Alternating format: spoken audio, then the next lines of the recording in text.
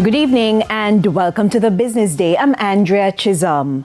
Bank of Jamaica Governor Richard Miles is accusing banks of standing in the way of efforts to modernize the digital economy. He was responding to concerns at a press briefing this week about the poor uptake of Jamdex. More in this report. Things are looking up for the BOJ's Jamaica Digital Exchange Jamdex program. We saw value transactions for 2025 being about 550% higher than 2024. And of course, volumes were also about 67% higher. But it's not because more customers are signing up.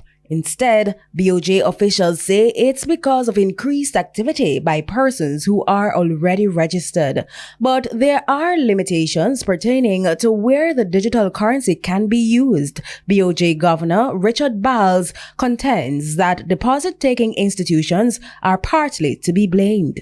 I have to express a little disappointment in the DTIs.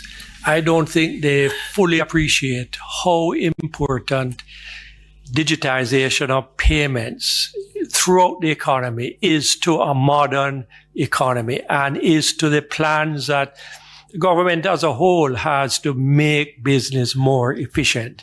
You cannot have an efficient business environment fostering growth when you have such a high reliance on cash. He insists that banks stand to benefit from Jamdex. A lot of the bad reputation that banks have has to do with handling of cash. It is expensive for them and it is expensive for business. So the banks need to prioritize this issue more. Every year they have been saying, boy, they have this other technology thing to do. I have this other one to do. Come on. This is important and it's been waiting in line for years.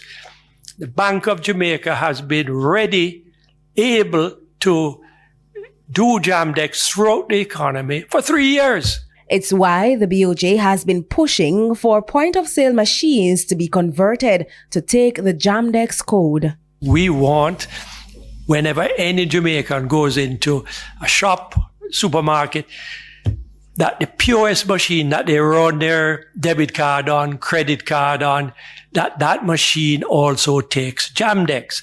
That's, can you believe that? For years, that is what we are trying to get done. And we have found a technical solution, That solution exists and works. But it is costly. The banks have long argued that the upgrades required will need substantial investment. In response, and we have said we'll pay half of that cost.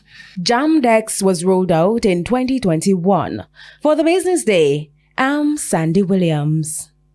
To the stock market now, the JSE index advanced by 1,048 points today, while the junior market index declined by 16 points. The winners include JPS 7% preference shares, Pulse Investments, Caribbean Flavors and Fragrances, AS Bryden and Sons Holdings, 6% preference shares, and Indus Pharma.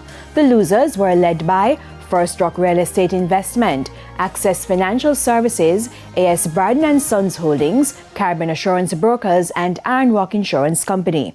13 stocks closed the session at the same price they started trading.